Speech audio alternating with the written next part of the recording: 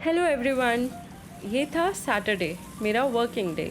Office के काम थे, मीटिंग्स भी थी, डेडलाइंस भी थी, सब कुछ निपटाया। पर पूरे दिन में पता है सबसे ज़्यादा सुकून किस चीज़ में मिला? मेरे बैम्बू प्लांट को पानी के नीचे धोने में। वो छोटा सा ग्रीन फ्रेंड जो मेरे वर्क स्टेशन के कोने में रहता है, उसके पत्तों से मिट्टी निकालती गई और मेरा मन भी बहुत हल्का हुआ।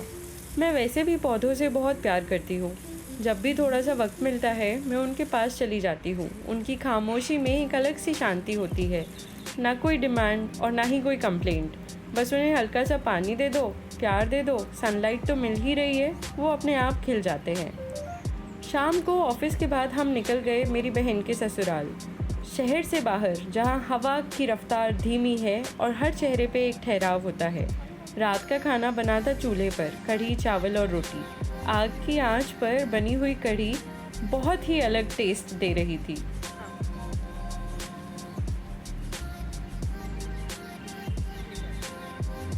हमारी अगली सुबह हुई खेतों से। सबसे पहले जामुन के पेड़ ने बुलाया। उस पेड़ के नीचे खड़े हुए हवा में एक ठंडक थी, मिट्टी की भी महक थी। जामुन ताज़े तोड़ रहे थे, उन्हें धोकर खा भी रहे थे। हाथ भी कलरफुल हो गए और मन भी एकदम खिल उठा। तभी लगा जैसे कुछ तो है ऊपर। आंखें ऊपर घुमाई और देखा, वहाँ था बंदर, सीधा जामुन के पेड़ पर बैठा हुआ था। पहले तो हमारी चीखें निकली, फिर हल्की सी हलचल हुई और हम सब डर के मारे वहाँ से भाग गए, जामुन की बाल्टी वहीं छोड़कर। लगा अब तो सारे जामुन गए, लेकिन फिर सोचा नहीं। हिम्मत जुटाई, एक लंबा सा डंडा उठाया, थोड़ा ड्रामा किया और फिर उस बंदर को भगाया। वो थोड़ा घूर के गया पर चला गया। फिर बाल्टी वापस ले आए, थोड़ी सी चमकती हुई विजय के साथ। जामुन बच गए और हम भी। दिल में डर था पर उस मोमेंट की कॉमेडी अभी तक याद है। और जामुन सिर्फ एक फल नहीं था उस दिन, एक एडवेंचर था, एक स्टोरी थी। हेल्थ वाइज भी जामुन डायबिटीज़ कंट्रोल करता है, डाइजेशन को सपोर्ट करता है और गर्मी में बॉडी को नेचुरली कूल करता है।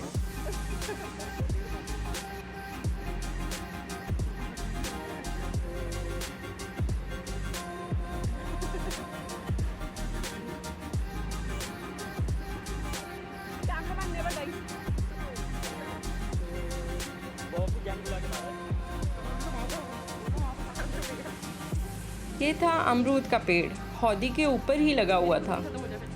इस बीच भाई भैंस का दूध निकाल रहा था। उस मोमेंट में सब कुछ था, मेहनत, सुकून और एक कनेक्शन भी ज़मीन से और वहाँ के जानवरों से।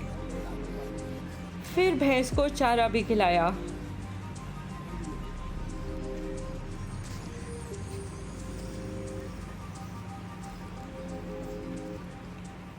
ये सब करने के बाद हम सब चले गए भंडारा खाने। हर संडे होता है यहाँ पे, सब लोग आते हैं, किसी इनविटेशन की ज़रूरत नहीं होती। थोड़ा सा प्रसाद सर्व किया और फिर हम भी बैठ गए लाइन में बच्चों की तरह। ज़मीन पर बैठकर खाना खाने का अलग ही एक मज़ा होता है। No table, no AC, no distractions, बस खाना और thank you to the God.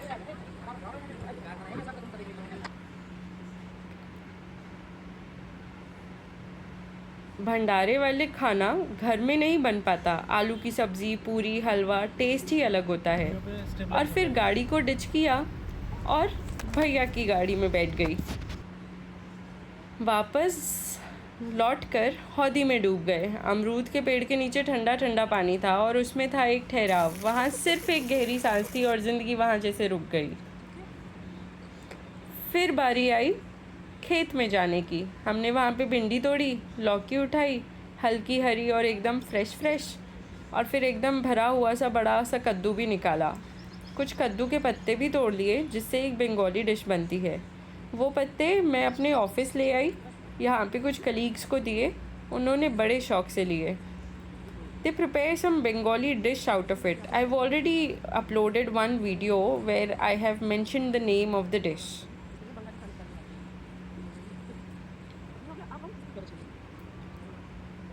सिर्फ 1 किलो भिंडी तोड़ने में हाथ दुखने लगे, एकदम थक गई थी मैं।